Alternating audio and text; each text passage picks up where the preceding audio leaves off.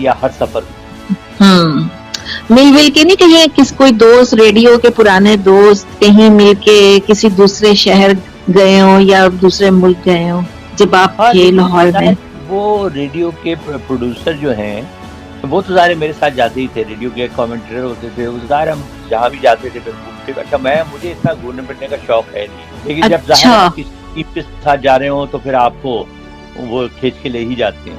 میرا تو محبوب ایک زمانے میں میری شادی ہوئی تو وہ میرے بارے میں بہت کانشیس ہوا کرتی تھی. اچھا ہاں کوئی شرارتی آدمی تو نہیں ہے، تو وہ اچھا میرے بارے میں لوگوں نے کہا بھی بہت تھا کہ جی بڑا پاپولر ہے اور یہ ہے وہ ہے اور لڑکیاں بڑی اس کے پیچھے ہوتی ہیں.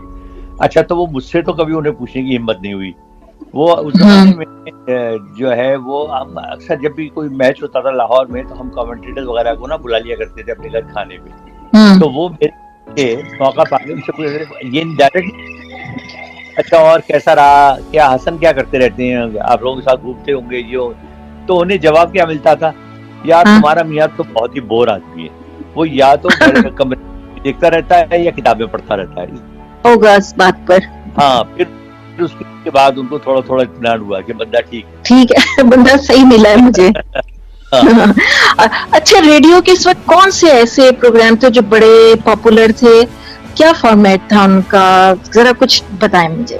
بڑے بڑے زبردست پروگرام ہوا کرتے تھے. میں نے چونکہ لاہور اور کراچی دونوں جگہ کام کیا تو لاہور میں تو میں نے آپ سے پہلے کہا کہ کمرشل سروس کا میں پہلا اناؤنسر تھا اور وہ بہت ہی پاپولر کمرشل سروس ہوا کرتی تھی. 11 بجے شروع ہوتی تھی اور 5 بجے تک کمرشل سروس کے پروگرام چلتے تھے اور اس میں طرح طرح کے بے شمار پروگرام ہوتے تھے. ایک شعر ایک نغمہ ہوتا تھا، خطوں کے جواب ہوتے تھے. یہ خطوں کے جواب بڑا مجھے لگ رہا ہے مزیدار ہوگا، خطوں کے جواب دینا. فرمائشی پروگرام بہت مزیدار ہوا کرتا تھا، بلکہ فرمائشی پروگرام میں ہم نے لاہور میں ایک نئی روایت ڈالی.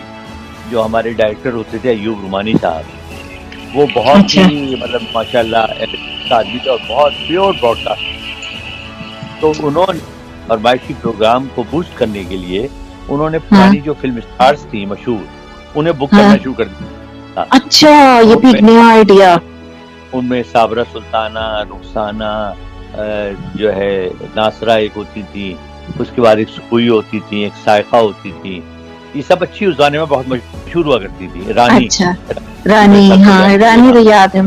تو یہ سب جو ہے یہ میرے ساتھ میں میل اناؤنسر ہوتا تھا. اچھا لوگوں نے بہت کہا کہ یار جی وہ آپ نے کیا ہے مرد کی آواز بھی بدلے. انہوں نے کہا نہیں بھائی وہ تو میرا شہزادہ، وہ بڑا مجھے پسند کرتے تھے، بہت ہی محبت کرتے تھے. کہنے لگے بھائی وہ نہیں تبدیل ہوگا، وہ تو شہزادہ ہے، وہ وہی رہے گا. تو وہ اچھا وہ سلسلہ بڑا پاپولر ہوا. بہت اچھے اچھے پروگرام ہوتے تھے. ڈرامہ اس زمانے میں ریڈیو کا بہت مشہور تھا. ڈرامہ کی تو بڑی دھوم مچی بھی ہوگی. بڑے زمانے بہت عرصے تک ہم بھی مطلب ہو گئے تھے 12-13 سال کے، تو ڈرامے کی تو بڑی مقبولیت تھی. زوبی وہ مجھے وہ زمانہ یاد ہے کہ اس زمانے میں ٹی وی تو آیا نہیں تھا. 65 تک تو وہ ہر گھر میں تھا ہی نہیں. تو ریڈیو یاد ہے کہ ہماری امی گھر میں کھانا جلدی جلدی پکا کے 8:30 بجے سے، میری بہنیں سارے مجھ سے چھوٹی تھی تو وہ شور مچایا کرتی تھی جلدی جلدی کھانا کھا لو وہ ڈرامہ آنے والا ہے. اچھا ہم کوئی 8:45 بجے ہمارے پاس تھا ایک بڑا سا ہز ماسٹر وائس کا ریڈیو. اچھا اس ریڈیو کی جو آگے کی اسکرین تھی نا وہ بھی خاصی بڑی تھی، اس پہ گرین بتی جلتی تھی، بڑا خوبصورت لگتا تھا وہ. تو جب اندھیرا کر دیتے تھے تو وہ صرف وہ روشنی لگی ہوتی تو وہ وہیں سے آواز آ رہی ہوتی تھی، تو ایک عجیب سا ماحول بن جاتا تھا. تو پورا ڈرامہ جناب ہم اتنے توجہ سے سنتے تھے کہ آپ اندازہ نہیں کر سکتی. اور خاموشی ہوتی ہوگی ہے نا، اور کمرے میں خاموشی بالکل. اور مجھے یاد ہے کہ ایسے ایسے اداکار ایس ایم سلیم صاحب ہوتے تھے جنہیں ریڈیو کا دلیپ کمار کہا جاتا تھا. ریڈیو کا دلیپ کمار. اچھا بہت ہی رومانٹک آواز، بہترین ہیرو اور زبردست اداکار. اس کے بعد طلعت حسین صاحب ماشاءاللہ آج بھی حیات ہیں جی. پھر محمود علی صاحب، امیر خان، مطلب ایک بڑے بڑے نام ہوتے تھے. اور صوتی اثرات اور سب دے دلا کے ایسے ڈرامے ہوا کرتے تھے کہ جو میں سمجھتا ہوں کہ کیا ٹی وی کے ڈرامے ہوں گے. اچھا مجھے ایک چیز یہ سمجھ نہیں آتی کہ ٹی وی تو تھا نہیں، تو جو ریڈیو سے باہر لوگ جو منسلک ہوتے جا رہے تھے انہیں کس طرح پتا چلتا رہا کہ ہمارے اندر یہ ٹیلنٹ ہے؟ دیکھیے اس میں اس زمانے میں چونکہ پیور میرٹ پہ ہوتا تھا, بھرتی کا کام تو ہو ہی نہیں سکتا تھا. مجھے یاد ہے کہ ریڈیو کے ہمارے جو اسٹیشن ڈائریکٹر تھے, میں نے ان کے بارے میں بھی شاید پتہ نہیں بتایا, شمس الدین بٹ ان کا نام تھا, لاہور میں. وہ ڈبل پی لندن سے اور ڈبل ماسٹرز سے اندازہ کر لیں ان کو قابلیت کا. بالکل. اور بی بی سی میں انہوں نے کام کیا ایز ڈپٹی ڈائریکٹر, جو بہت بڑی بات ہے. وہ ہمیشہ کہا کرتے تھے کہ دیکھو میاں, ریڈیو پاکستان میں تو اندر داخل ہونا ہی بہت بڑا اعزاز ہے, بات آپ بولنا تو بہت دور کی بات ہے. اب اس سے اندازہ کرتے ہیں آپ. تو یہ تھا کہ آواز اگر آپ کی اچھی ہے تو لوگ آپ وہاں, اس زمانہ یہ تھا کہ کسی کی اچھی آواز سن کے لوگ خود کہا کرتے تھے پروڈیوسر جب وہ کہ بھیا تم آؤ آڈیشن دو آگے. جیسے میرا کیا ہوا, میں تو ریڈیو سے میرا دور کا واسطہ نہیں تھا. میں نے آپ کو پہلے بھی ہلکا سا بتایا تھا. جی جی بالکل. چاہتے ہوئے لاہور رکا, ریڈیو اسٹیشن گیا, میرا آڈیشن ہوا, انہیں آواز پسند آئی, کوئی سفارش نہیں, نہ میرا انٹرسٹ. انہوں نے مجھے نام اناؤنسر بنا دیا اور 5 سال کا کانٹریکٹ دے دیا. اچھا, اس کے خود ٹیلنٹ خالی ہاں یہ بات ہے کہ وہ ٹیلنٹ خود تلاش کیا کرتے تھے. ان کو وہ عقابی نظریں, مطلب وہ جان لیتے ہوں گے کہ اس کے اندر ٹیلنٹ ہے, اور اس کے اندر کون سا ٹیلنٹ ہے. آیا یہ ڈرامہ کر سکتا ہے, آیا یہ اناؤنسمنٹ. جی جی آپ کو پتا ہے ہمارے جو ہے نا استاد فتح علی خان, ظاہر ہے کہ آپ ہر بندہ ان کے نام سے واقف ہے, ساری دنیا میں شہرت یافتہ, اور کیا خوبصورت وہ گایا کرتے تھے, ٹھیک ہے نا. تو وہ آپ کو پتا ہے کہ وہ شروع میں 2 مرتبہ وہ آڈیشن میں فیل ہوئے.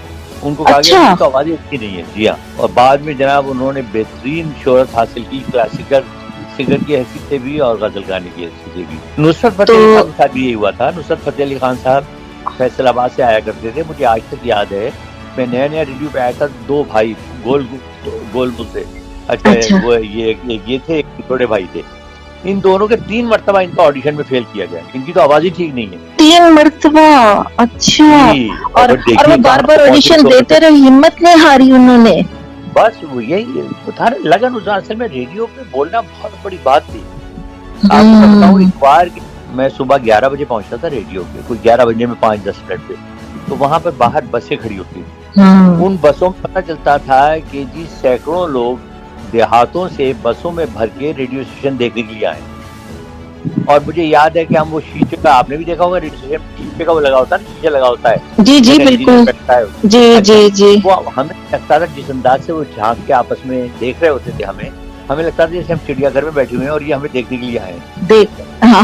اتنی بڑی تعداد میں اتنا شوق تھا ریڈیو کا. ہاں, ریڈیو ہے ہی ایسی میڈیم کے نا, جس کو نشہ لگ جائے نا اس کا, ہے ہی نہیں. ساری دنیا حقیقت ہے. دیکھیے آواز کا کھیل ہے. ٹیلی ویژن میں جب آپ ڈرامہ دیکھ رہے ہوتے ہیں تو آپ آواز بھی سن رہے ہوتے ہیں اور دیکھ بھی رہے ہوتے ہیں, تو ہماری ڈائیورٹ ہو جاتی ہے تب. ہاں, توجہ ڈائیورٹ ہو جاتی ہے, یہ بات ہے. پوری آواز سے ہی ایکٹنگ کرنی ہے, آواز کرنا ہے آپ کو, اتار چڑھاؤ, جو تو یہ آواز کا ہی کمال ہے. تو بڑی ریڈیو. اچھا, ریڈیو سے منسلک کوئی اور واقعہ, کیونکہ سب سے مزیدار مجھے لگتا ہے ریڈیو کی بات کرنا. ہاں ریڈیو, اصل میں ریڈیو تو خزانہ ہے نا.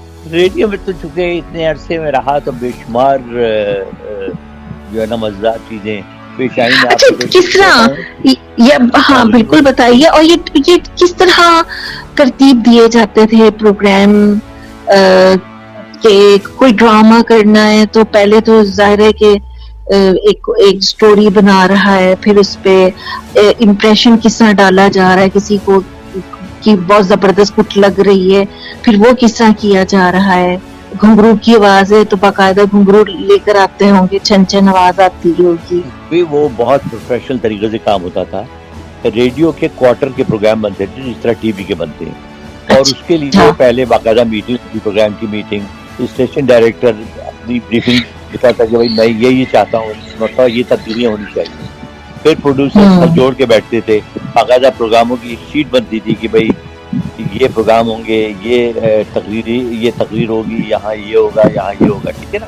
اس کے بعد ڈرامہ ہے تو ڈرامے کا بھی ہوتا تھا کہ جو بڑے بڑے نامور زمانے جو لکھنے والے ہوا کرتے تھے تو ان کو کانٹیکٹ کیا جاتا تھا, ان سے کہا جاتا تھا جی آپ اسکرپٹ لکھیں, ٹھیک ہے نا. پھر وہ اپنے اپنے آئیڈیاز کے ساتھ اسکرپٹ لکھتے تھے. پھر وہ اسکرپٹ جو ہے نا ان کو دیکھا جاتا تھا کہ واقعی یہ اس قابل ہیں, پھر ان میں سے اپروو کر کے وہ اسکرپٹ پھر ان کی ریکارڈنگ شروع کر دی جاتی تھی.